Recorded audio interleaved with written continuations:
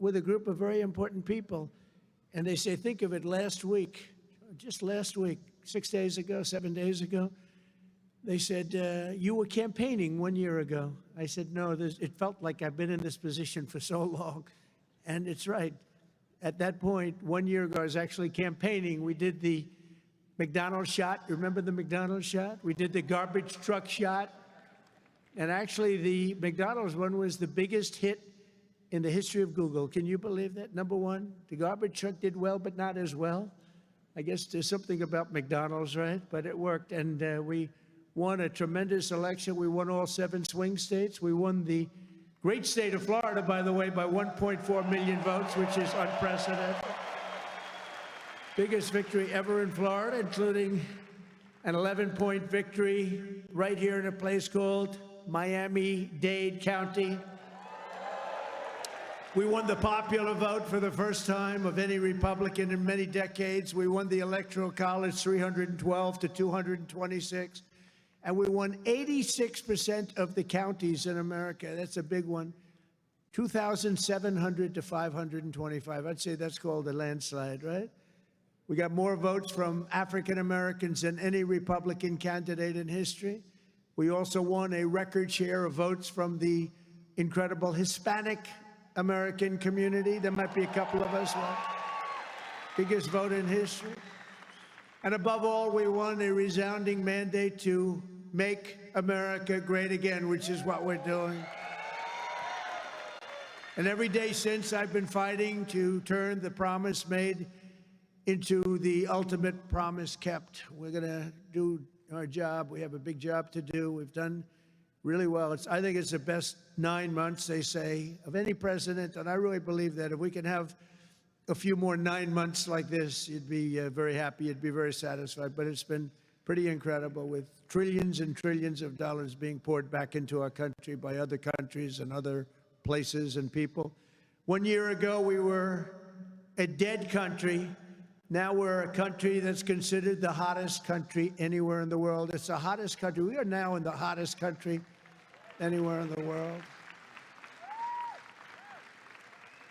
And I'm pleased to report that today the United States has the strongest economy, the strongest borders, the strongest military, the strongest friendships, and the strongest spirit of any nation anywhere. We have the greatest economy right now. A lot of people don't see that.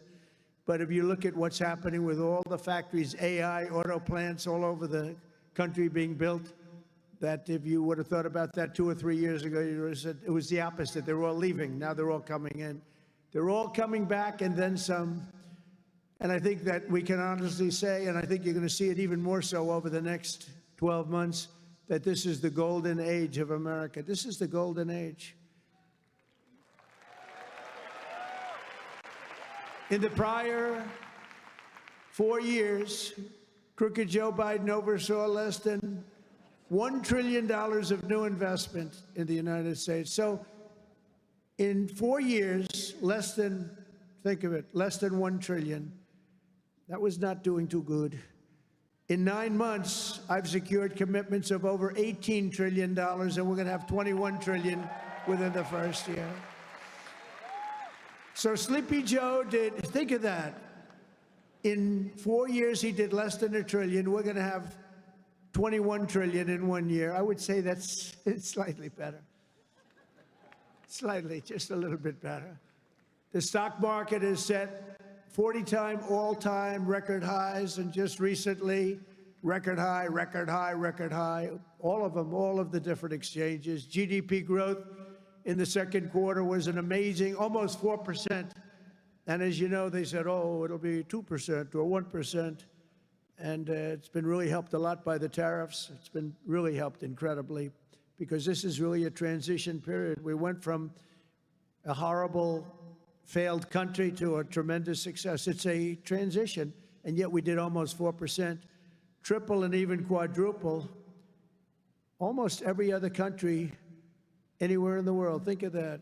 In the third quarter, we're on track to achieve an estimated 4.2, maybe more, who knows. I think if you go a couple of years out, you're going to see numbers like you've never seen, because all of these places that are now under construction, they're being built, they're going to be open, and thousands and thousands of jobs, hundreds of thousands of jobs are coming in, even building them.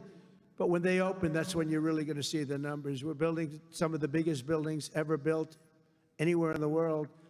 The AI buildings, you know, they can cover, they show displays of them. They can cover the island of Manhattan. They're so big. They literally can cover the island of Manhattan.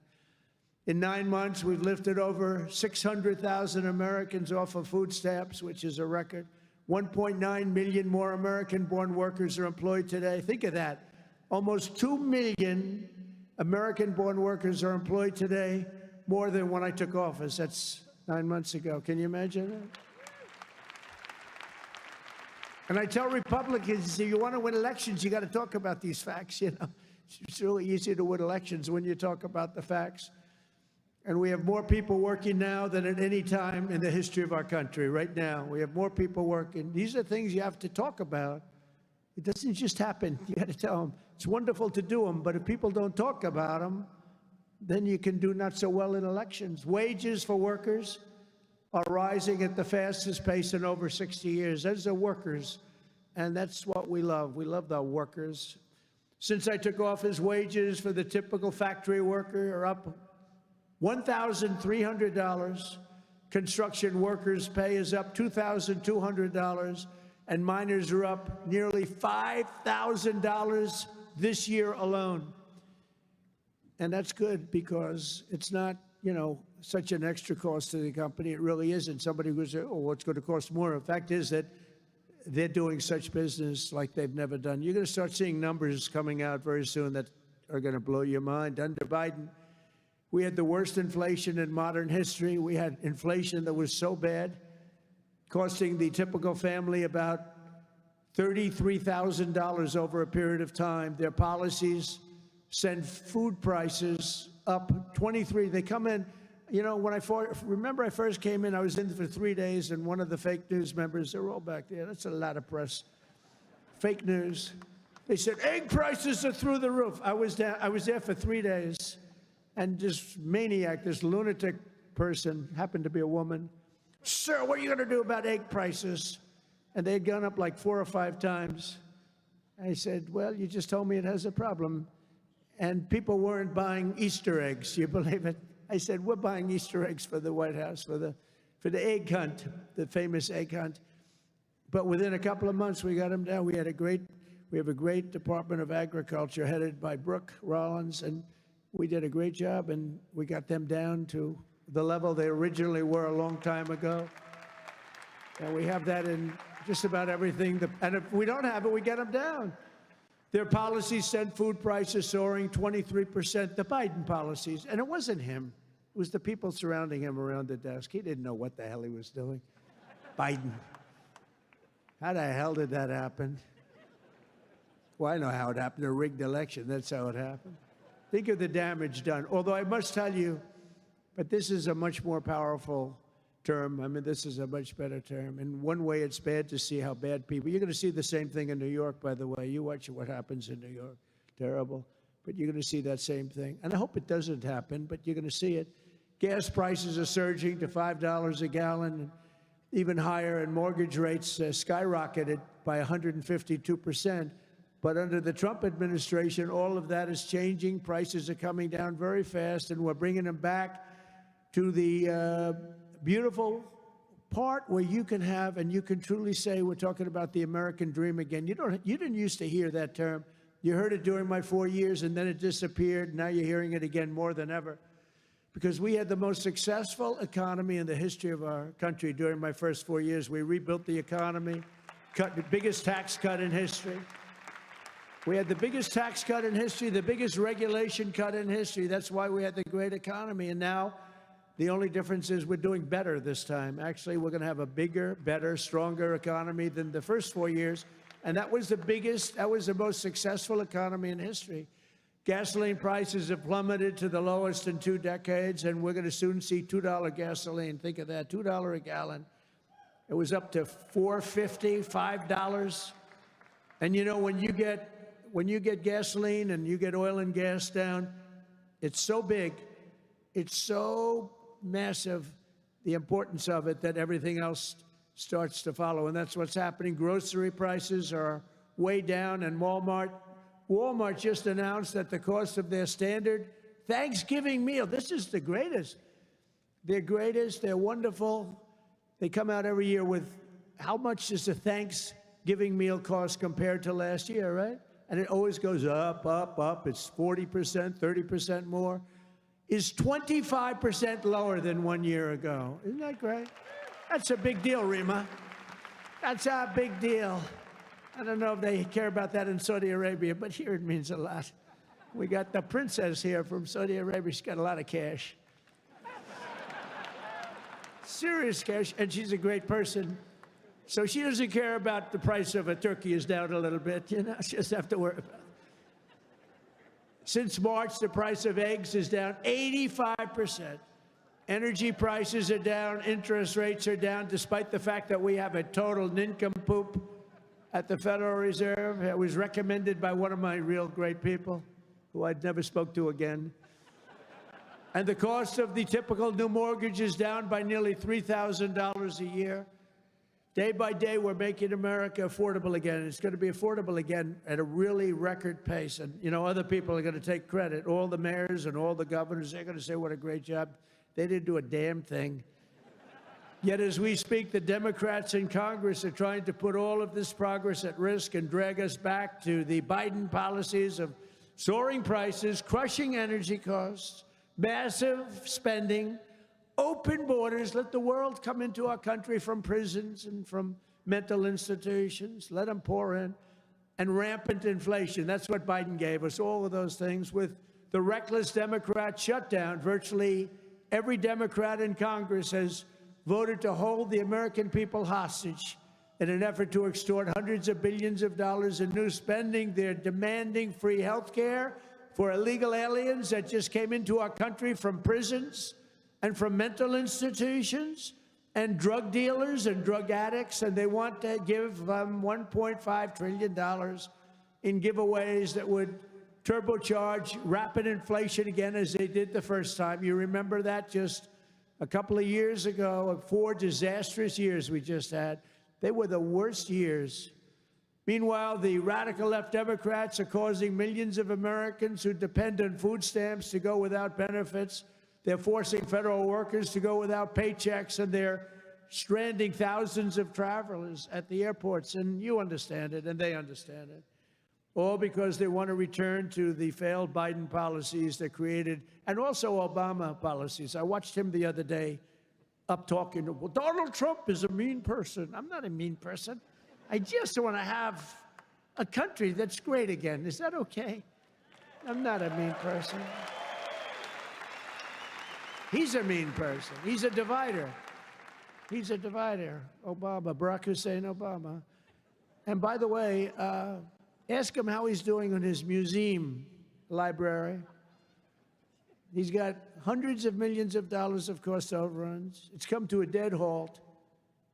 He built it in not a particularly good location. He's not into real estate, you know. He doesn't know about location. He doesn't know about location.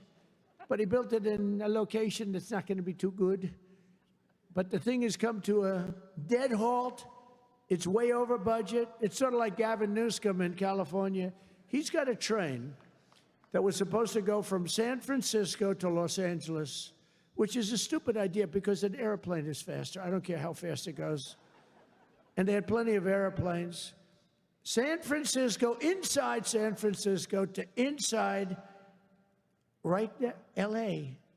And what they did is they said, oh, man, this has been going on for years. It's billions and billions of dollars over budget. So what they decided to do is cut it so that it doesn't go into San Francisco and into L.A. It way short of both. And then they cut it again and again and again. Pretty soon they're going to have like 2 miles of track. Billions and billions of dollars. Totally incompetent. The biggest cost overrun proportionately that I've ever seen. Many, many, many times more. And it's no longer the same. It was supposed to go into the city. Now it's way short, many miles short of the city. So they're going to drop you off and you can walk the rest of the way. That train is going to haunt him. You watch, because He doesn't have what it takes, tell you that. Slimy guy. He's a slimy one. Maybe that should be his nickname. Slimy Newscomb, right? But he doesn't have it. But you look at that train, it's going to cost him. Republicans have voted 14 times to fund the government. And it's time for Chuck Schumer, crying Chuck. Remember he started crying at the airplanes? They were the worst forced tears. I've known him all his life. He's never cried. But he broke down in tears. He was so devastated. He didn't know why he was crying, but he just thought it was good to do. His people told him this was a good time to cry. Crying Chuck. But it's time for Chuck Schumer, the radical Democrat Congress, to stop playing games with the people's lives and to pass a clean funding bill that they've done 30 times before. And to reopen government immediately. Just reopen it. They don't like it to be reopened because we're setting records. They think actually, I don't think anything's going to hurt. We are so strong now that I'm not sure that anything's going to hurt. But it would be good to open it up, take care of the people with jobs that aren't going to get paid and aren't getting paid. And no matter what, we will not let them impose their inflation-causing extremism on the American people. We're not going to pay $1.5 billion for people that came into our country illegally, okay? If you don't mind. That's what they did last time. Remember the Inflation Reduction Act?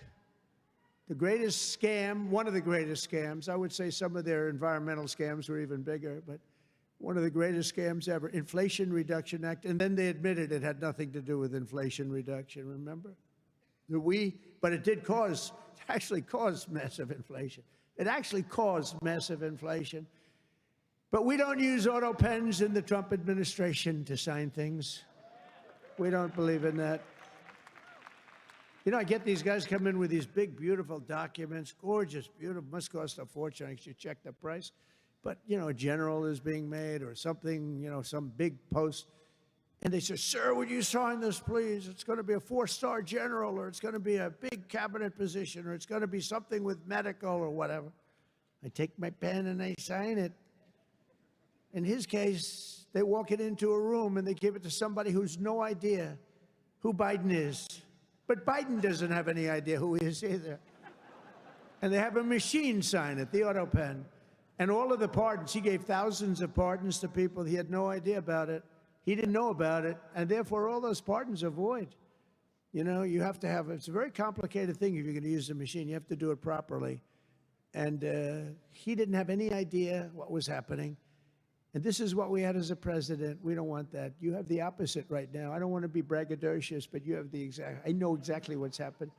If you want to see what congressional Democrats wish to do to America, just look at the result of yesterday's election in New York, where their party installed a communist as the mayor of the largest city in the nation.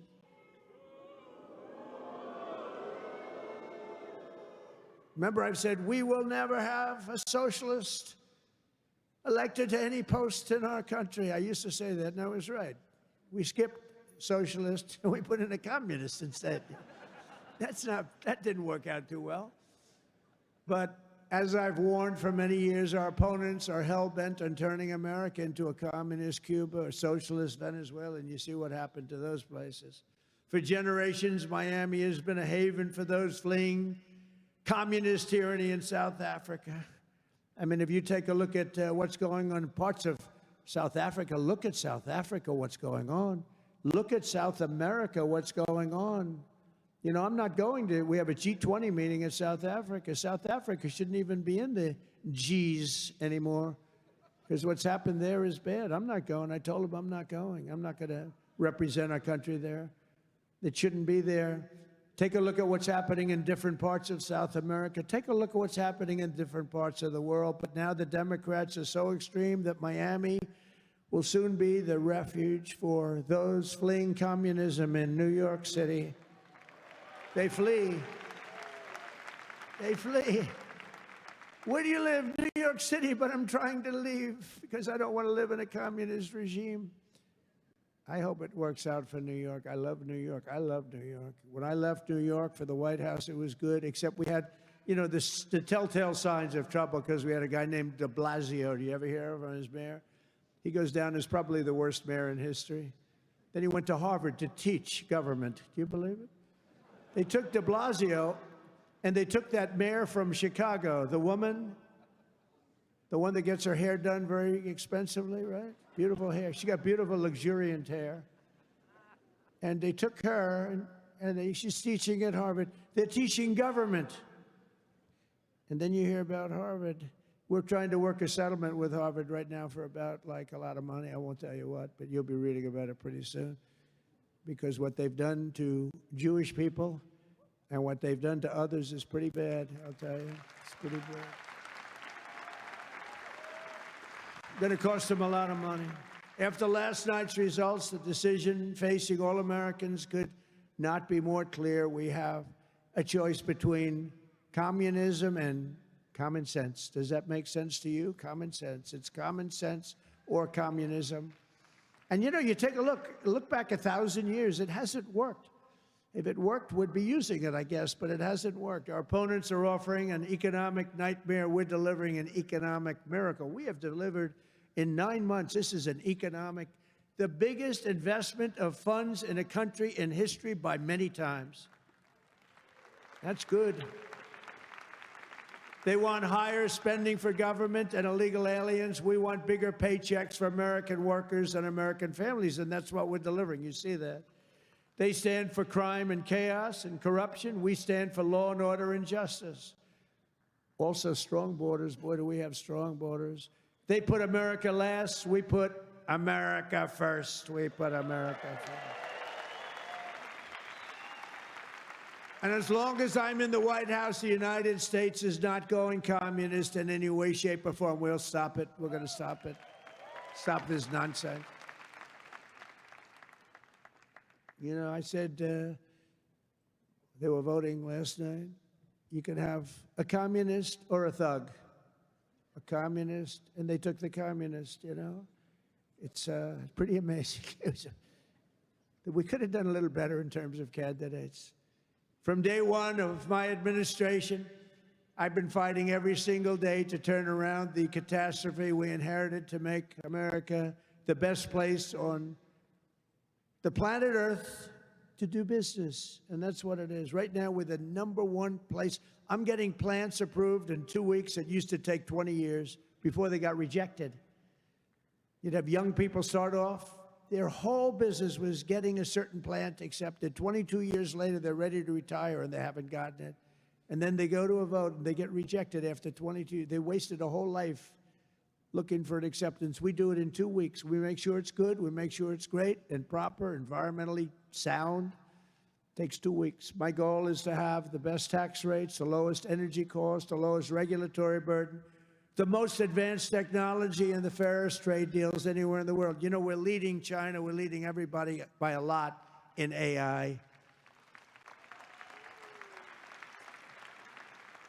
And this was my idea, so I'm very proud of it. I said, build your own electric. People would come. We need more electric grid, sir. The electric grid's 200 years old. We need more electric grid. It's old.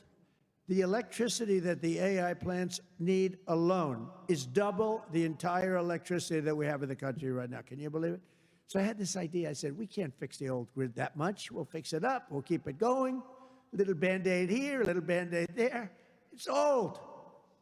And I said, here's what we're going to do. We're going to let these geniuses build their own electric generation. So they are building their own electric utility plants. They become a utility, if you think about it. They're building the utility and the electric right alongside. This is where they have their transformers and everything. They're building the most expensive electric plants you've ever seen, generating plants. Some by nuclear, some by oil and gas, some by coal as a substitute. They're building them right next to their plant, and they're incredible. People say they've never seen anything like it because these minds are genius. To them, an electric plant is not complicated. To them, an electric plant is better than the people that produce electricity, although Florida Power and Light is doing a lot of plants for people. They're pretty advanced, I have to tell you. But they're building their own juice next to the plant. Isn't that sort of a cool idea? And you know, when I first proposed that, they came into my office with, you know, they have unlimited money, but they were trying to figure out how they can build it because they had no electric, of any consequence. And I said, you're going to build your own plant.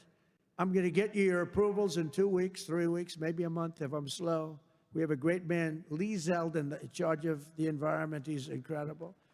And he's tough, too. He's very tough. But they have their approval in 2-3 weeks. You know, they're dealing with the best experts in the world. They know what they're doing. It's amazing when you see some of this stuff come in, designed by guys with 190 IQs, and then you have an inspector who's not quite as smart as that, inspecting it to see whether or not it's okay, and he has no idea what he's looking at.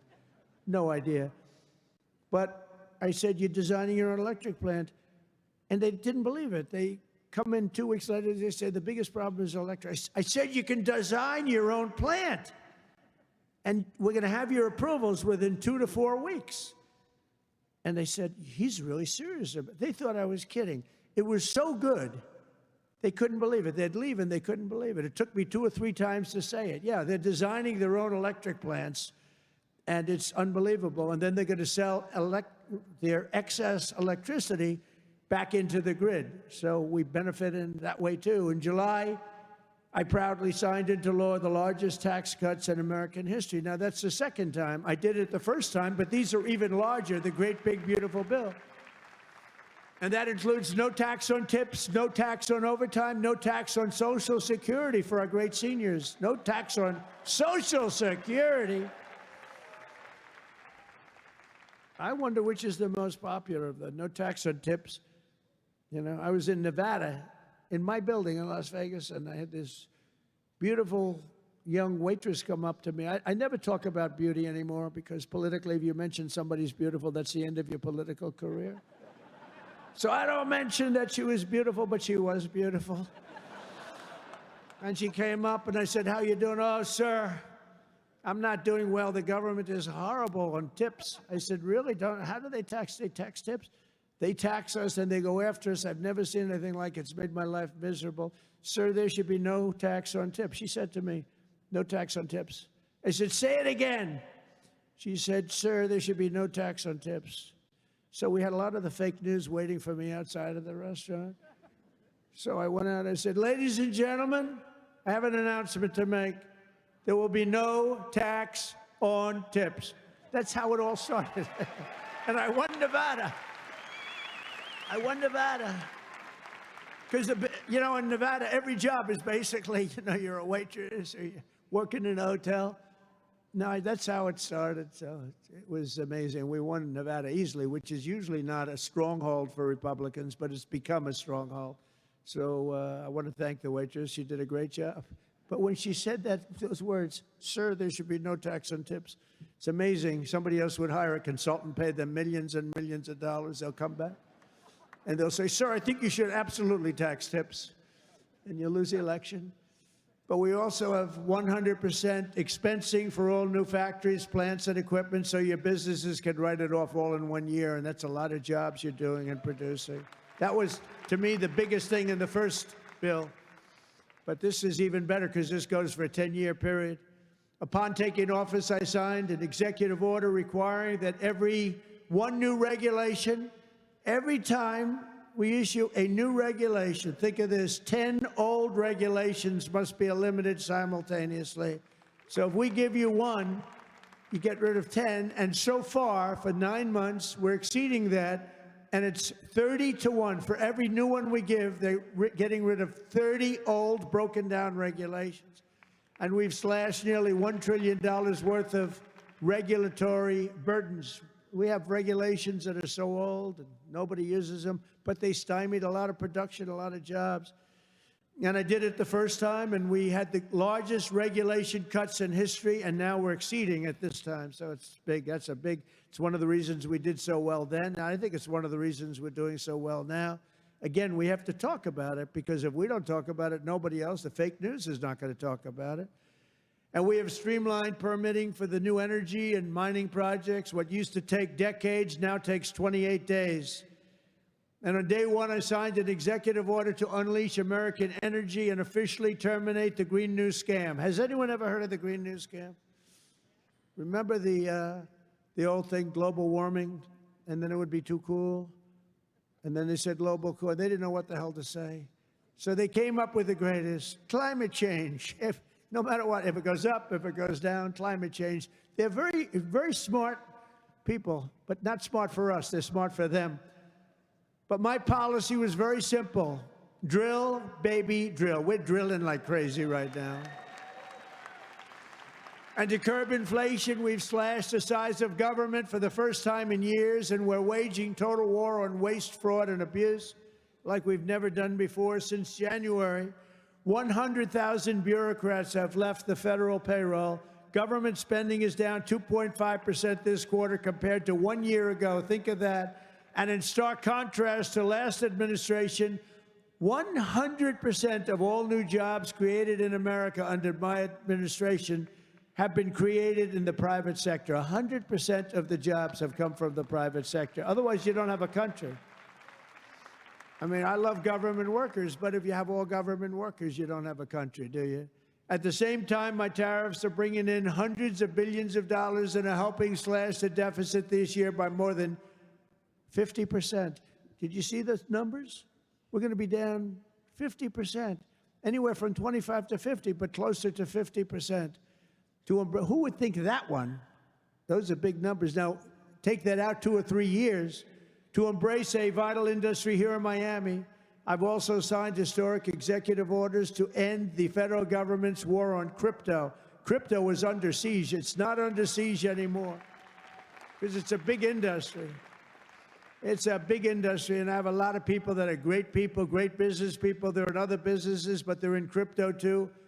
And it takes a lot of the pressure off the dollar. It does a lot of good things, but we're into it. Biden was vicious on crypto.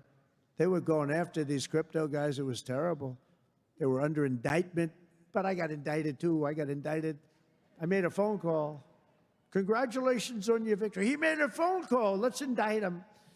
These people are the worst. Then they say, he's gone after Comey.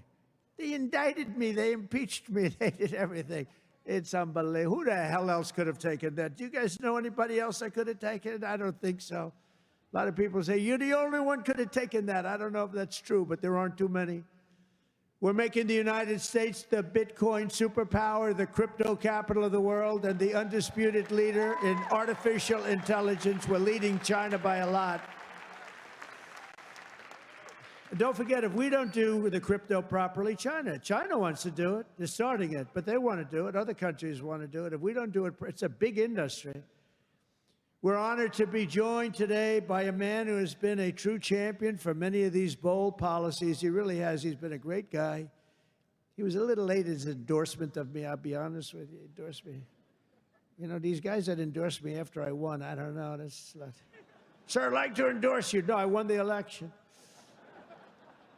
No, he's a good man, actually. I've known him a long time. He's helped turn the area into one of the hottest markets in the country and one of the greatest cities in the world. Miami Mayor Francis Suarez. Please, Francis, come up, please.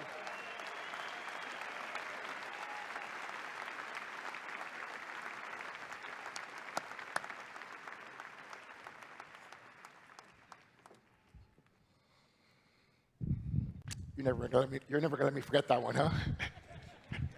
Thank you, my brother. Thank you, Mr. President. Just a little shorter than you were. Oh, it's truly a great honor to be here with you this afternoon and to have you here once again in the great city of Miami. Your leadership and your vision have shaped not only our nation, but also the future of our city. Miami's success today is rooted in the values that are deeply American: opportunity, freedom, safety, and innovation. These are values that you have championed with conviction, and they are the same values that have made Miami a symbol of what's possible.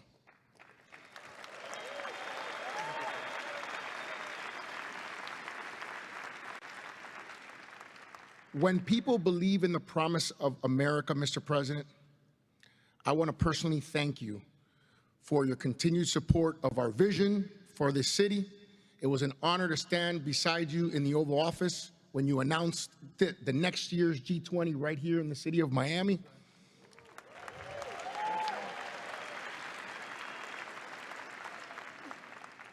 Thank you for choosing our city to host what is perhaps the most important and consequential gathering of leaders from around the world. Miami has come a long way, and we will rise to the occasion, Mr. President. On behalf of the people of Miami, it is my privilege and honor here on behalf of my wife, the America Business Forum, Nacho, Sergio, and everyone to give you like real estate, right? I do. Yeah. This is a key that opens some really nice presidential library real estate. Wow.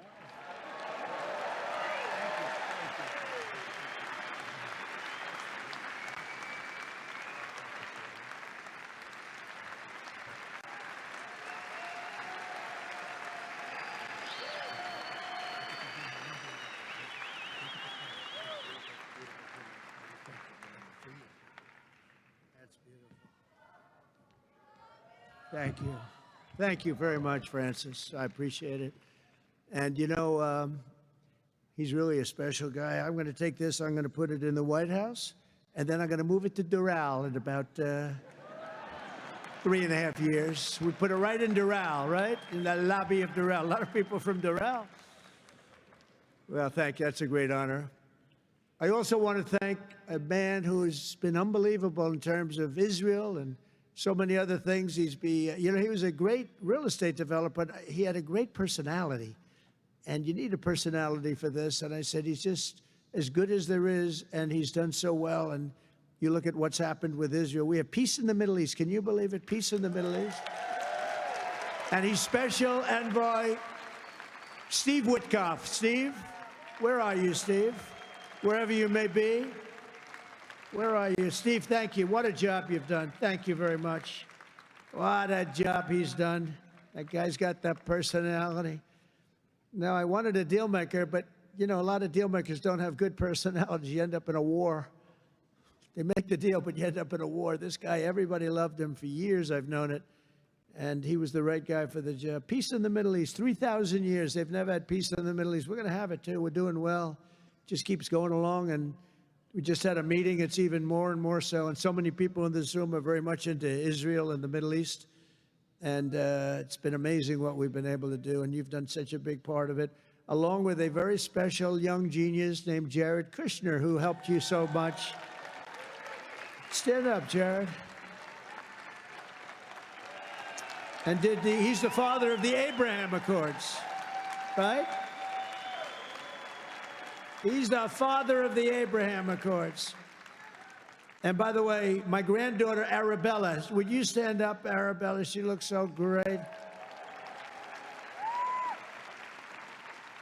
I said, how are your marks in school, Arabella? Grandpa, I have all A's and A pluses, you know that. Like it was a stupid question I asked her, right? We're proud of you, Arabella. Jared, thank you. What a great job. And we have a lot of people joining now the Abraham Accords. And hopefully we're going to get Saudi Arabia very soon, but I'm not saying that. I'm not lobbying. No, but we have a lot of people. We have a lot of people that are coming aboard. You know, the key was when we took out the nuclear capability of Iran, all of a sudden everybody said, wow, that was nice. They've been wanting to do that for 20 years. Saudi Arabia's ambassador to the United States, Princess Rima, thank you very much. Please stand up. Thank you. Thank you. Thank you very much. Say hello to everybody. Okay? Say hello to a great group of people in Saudi Arabia. Thank you. Stephen Miner, Mayor of Miami Beach. Stephen Miner. Where is Stephen? Thank you, Stephen. Thank you. Good job you're doing. Excellent. Thank you, Stephen. The Mayor of Coral Gables, Vince Lago. Vince Lago, thank you. Thank you. Great job, Vince. The Mayor of Doral, I love Doral, and I like this woman a lot, Christy Fraga. Christy. Where's Christy? Thank you, Christy. I like Doral. We also have Commissioners Damian Pardo, Laura Dominguez, Ralph Rosado, Miami-Dade Supervisor of Elections, Alina Garcia, the President of FIFA, Gianni Infantino. FIFA, where's Johnny? Whoa, Johnny, my boy. I didn't know he was going to be here. He's big stuff. And the world, look, you know, Johnny and I worked the deal originally, and it looked like I wasn't going to be president because it was in this term, right? So when they rigged the election, I said, oh, man, I have to run again because I want to be president when they have the World Cup, right? And look what happens, Johnny. I'm president when we have the World Cup. It wasn't supposed to be that way. But I can only tell you that the tickets are selling at numbers and record like they've never sold ever before. I heard you just told me that they're doing record business, right? We had the World Cup coming. Think of it. We have the World Cup coming. We have 250 coming, and we have the Olympics. 250 is 250 years of age. And we have UFC at the White House, by the way, on June 14th. That's going to be at the White House. That's going to be a tough ticket. That's UFC. But we have, think of it, Johnny is there with FIFA, and we have the Olympics. We have it all coming. It's all this thing. I'm glad I'm sort of happy the way things worked out, you know?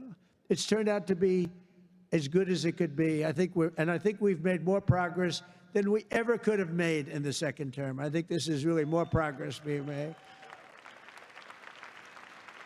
We also have Formula One CEO Stefano Domenicali, and where's Stefano? Very good. That's big stuff. We have a lot of big people here today. We also have a gentleman who called my election successfully. He said, and Donald Trump will be the next president of the United States. Got a great voice. Brett Baer. Where's Brett Baer? Brett Baer. Where is he? And his son is with him, Paul. Paul's a very good golfer, so is Brett. Thank you, Brett. He's doing an interview with me right after the... Oh, is that Paul? Stand up, Paul. Paul, did we take your father easily in golf? Tell me, huh? That was easy, right? Get ready. We'll do it again. Thank you very much, Paul. You look great. Also, I want to thank your two great senators, Ashley Moody and Rick Scott. And, you know, I just left them. Believe it or not, I had a meeting with all the senators this morning. I gave them my vision because, frankly, it's always nice to have good vision. And they are two terrific senators, and they're in Washington working hard, and they were going to come. And I said, do me a favor, stay back and work on the things you're working on. They're working on really things. And Ashley is in the election. Rick just won his election. They're two great senators that you have right here in Florida. So that's really good. And they're working to make America great again. So I said, stay back in Washington. Together with many of the people here today, we've achieved more in 9 months than most administrations achieve in 8 years. It's true. We've really done a lot. We inherited the worst border in history, and within a matter of weeks, we turned it into the strongest border anywhere in the world, and they have some pretty strong borders, but we have literally no people coming through. They do come in. They come in legally. You know, we want people to come in. We want to make it real easy for them, actually, but they come in legally. So you have to know that. We just don't want criminals coming in. We don't want people from prisons. We don't want prisons dumped into our country like Venezuela did. They emptied their prisons into our country. We don't want that, right? For months in a row, 0 illegal aliens have been admitted into the United States. 0. They actually announced it. This is an official 0. Remember when Biden said, I have no control over the border? Millions of people pouring through, not people that you could look at them, not that we discriminate. You could look at them and say, these are not going to be perfect for our country. They were rough people that they let in. They had 11,888 murderers, 50% of which murdered more than one people. We don't want them. We're getting a lot of them out. Hopefully, we're going to soon have all of them the hell out of here. Either out of here or we have to put them in jail because they're so dangerous. Some are so dangerous, we don't want to bring them out. We'll just make sure they never come back in. But this is what they were putting in our country, and it's a disgrace. On day one, I signed an executive order to designate the drug cartels as foreign terrorist organizations. We had a big, strong, positive number come out just recently. The drugs coming into our country are way down. I'll tell you where they're really way down is drugs coming in through water. People are saying, no thanks. I don't think I want to ride in that boat today, please. We want you to take these drugs into the United States. You know what? I think I'll take a pass, sir. The drugs coming in by border are not much. Every boat that we hit kills, think of this, if it gets through, kills 25,000 Americans plus, but 25,000 Americans. Every time we hit a boat, we save 25,000 lives. Got to look at it that way. And we're arresting and removing thousands and thousands of dangerous gang members, MS-13, Tren de Aragua, all these gang members are being thrown the hell out of our country. And if you look at Washington, D.C., it's now a safe community. We're in Memphis now, and within 2 weeks, all of a sudden, it's like a safe community. It's really made unbelievable progress. And we're blowing up cartel terrorists. We're blowing them up linked to the Maduro regime in Venezuela and others. Look, it's not just Venezuela. But a lot of things are coming in. Look, Venezuela emptied their prisons into our country. Nobody wants that. They emptied their prisons into our country. We're liberating our cities from the scourge of violent crime, making our country safe and beautiful again. We're starting in our capital, Washington, D.C., which right now you can walk through the middle of Washington. You have no problem. 6 months ago, that wasn't the case. 1 year ago, it was a disaster. But law enforcement, our military has done an incredible job, actually. It's a safe, very, very safe city again. And it's been beautified. We're putting new medians in. We're covering the roads with nice, clean, beautiful asphalt.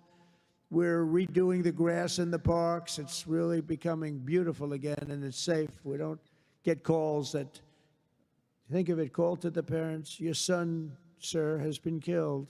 He came to see the Lincoln Memorial, and he's dead. No, that's not happening anymore. We run it tough. We run it very tough.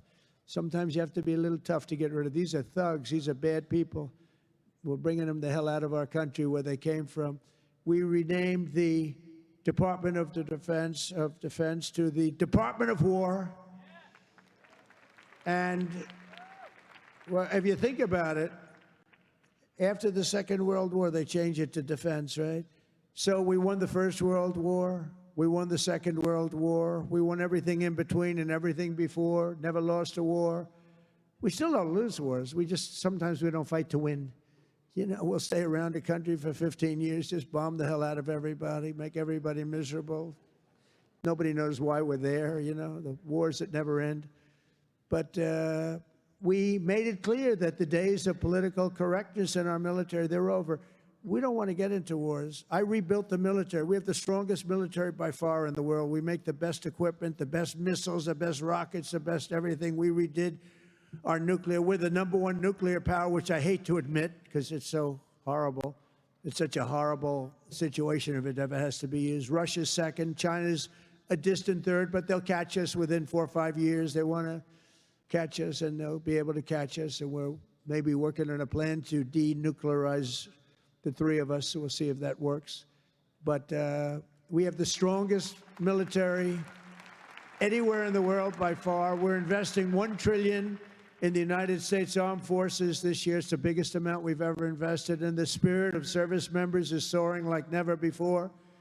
We used to have recruiting shortages a year ago. You remember, you couldn't get people to join our military all around the world. You couldn't get them to rejoin. You just couldn't, no matter what you do. That we were way short. Now you can't get into our military. The waiting list, you have waiting lists to get into our military because we have spirit in our country. And all around the world, America is making peace, and we're really making peace through strength because they know they're not going to mess around with us. Nobody's going to mess around with us. You saw what happened. We made a deal with China last week, and we made a deal with Japan last week. We made a deal with Malaysia. They helped us so much. All great economic deals, all great. Great for everybody. In 8 months, I ended 8 wars, including Kosovo and Serbia, the Congo and Rwanda. That was going on for a long time. Pakistan and India. You know, I was in the midst of a trade deal with both of them. And then I read on the front page of a certain newspaper, I said, I don't know, mention the newspaper because it's usually fake news. But I heard they're going to war. 7 planes were shot down. An 8th was really badly wounded. But 8 planes were shot down, essentially. And I said, this is war. And they were going at it. and they're two nuclear nations. I said, I'm not going to make any trade deals with you guys unless you agree to peace. No way, this has nothing to do. I said, it has everything to do. You're nuclear powers. I'm not trading with you. We're not making any deals with you if you're at war with each other. A day later, I get a call. We've made peace. They stopped. I said, thank you, let's trade. Isn't that great? Tariffs did that. You know what? Tariffs, without tariffs, that would have never happened. Israel and Iran, Egypt and Ethiopia, Armenia and Azerbaijan, and Cambodia and Thailand. All of them were in war, starting war. Some of the wars were 32 years old. One was 38 years old. Amazing. They tried to, President Putin, I spoke to him 2 weeks ago, and he said, on the one, he said, we've been trying to settle that war for 10 years. We weren't able to do it. You got to settle. I got some of these things settled in an hour. No help from the United Nations at all. The only thing I got from them was a blank teleprompter. Remember I went up there, Princess? Ladies and gentlemen, on behalf of the United States of America, President Donald J. Trump, I'm looking at the teleprompters, and I have all my friends, including your family, sitting out there, 158 leaders, some in beautiful silk white robes, others in bad shirts, bad ties, and some in beautiful shirts and ties. But they're all the leaders, 158 leaders. And they're saying, President, and I'm walking up to the President Donald J. Trump, and I'm looking at the teleprompter, stone cold blank. They did it on purpose. And I think I gave my best speech. That's what I was told.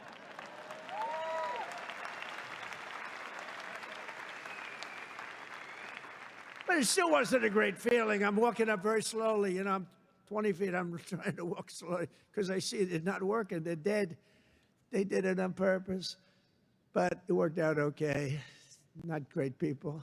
Most important of all, for 4 weeks ago, and this is very important, we brokered the historic peace deal that ended the war in Gaza. And it's a serious end, too. You know, I read a lot of people, oh, it's very tenuous. Jared and Steve, I don't think it's tenuous to you. I hope it isn't, because otherwise I'll have to cross it off. I'll have to say I only ended 7. But that was a tough one, right? That was a tough one. But there's nothing tenuous about it. It's a serious end. Gaza has been a disaster for so many years, and I think it's an end. I think you're going to see some tremendous things happening. We just had a meeting just before I got up, and some great things are happening. And with Israel and peace in the Middle East, it's amazing, actually, what they've done. And what you two guys have done have been incredible. On day 1 of my administration, I signed an executive order to slash federal funding for any school that pushes critical race theory or transgender insanity on our youth.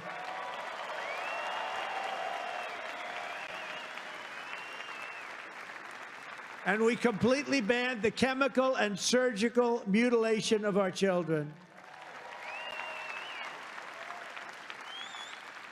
Think of that. Can you imagine somebody 15 years ago saying we stopped the surgical mutilation of our children? We stopped the chemical mutilation of our children. Can you imagine that? They would have said, this guy's crazy. And now you're saying, thank you very much, because you know it's true. How about this one? We got men out of women's sports. It's over. It's over. Men out of women's sports. They had a race the other day, long distance, a super, I don't know what the hell, a race, one of these all-day races. They had the top women, the top men. The man won by 5 hours and 18 seconds, okay? What the hell? How about the weightlifting? 218 pounds by women. That's a lot to lift over your head, Rima. I don't know if you might be able to do it. 218 pounds or whatever was the record. A man beat the record by 100 pounds. It stood for like 17 years or something. A man beat the record by 100 pounds. He was a failed male weightlifter, but as a female, he did very well. That's a record that won't. This is a thing that stood. They'd put a quarter of an ounce and a quarter of an ounce on each end. 18 years the record stood. Then a guy comes along, ping, ping. This is the crazy. These people are crazy. And Mandami, whatever the hell his name is in New York. No. No, he thinks it's wonderful to have men playing in women's sports. The swimming's good too, you know? You know the story? Records are being beaten by numbers that nobody's ever seen, nobody ever thought possible. But a lot of those records are being changed back to where they should be, and I made it the official policy of the United States government that there are only two genders, male and female.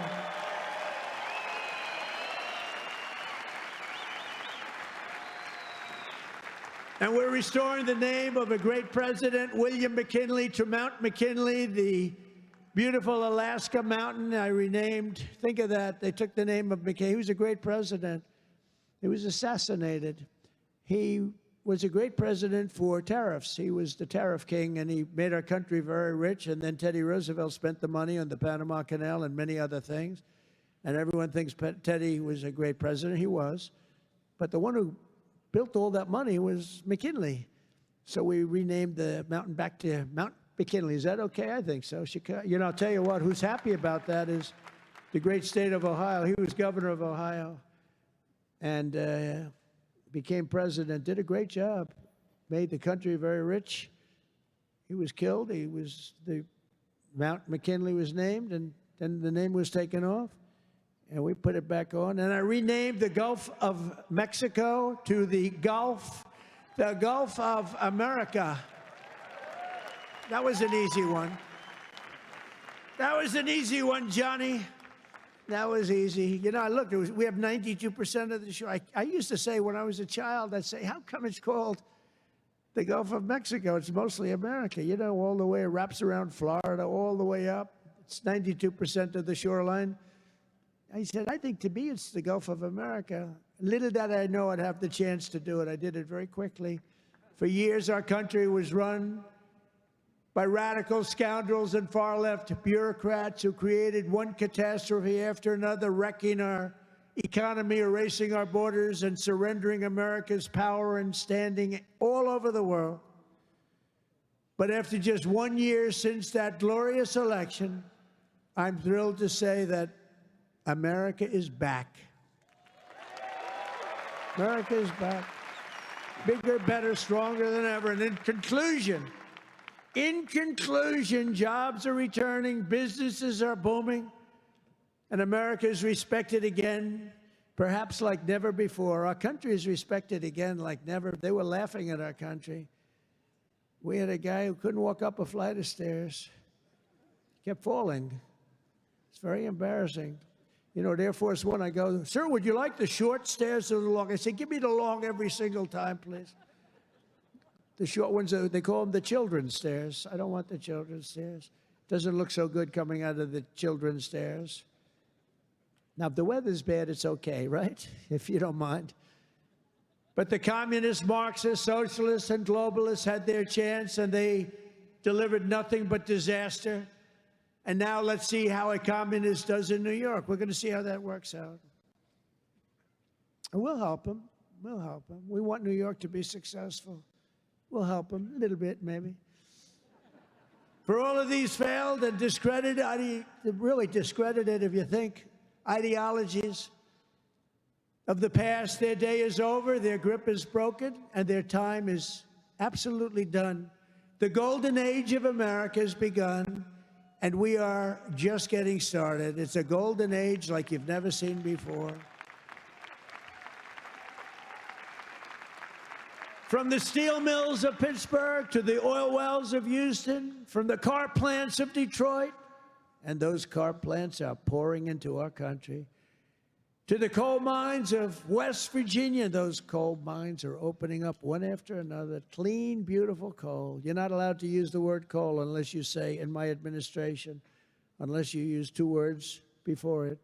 Clean and beautiful. Biden would say, unless you use two words before it, here you go, clean. He said, what happened to the other word? Remember those things? He'd say three words and mean two. But the West Virginia mines are doing unbelievable now. Wyoming is doing unbelievable. It's clean, beautiful coal. And from the bright lights of Las Vegas to right here in beautiful Miami, America is proud. America is confident. America is growing and successful. America is a great nation again. We're a great nation again. It's happened faster than I thought. I'll be honest again. We're respected by everybody. We are really, you see the way I get treated. I get treated that way. I guess a little has to do with me, but a lot has to do with the fact that I'm representing this country. America is respected again. America is a great nation again. The American dream is surging back to life, and we will never let the American dream die. Together we will make our country stronger, richer, safer, freer, and greater than ever before.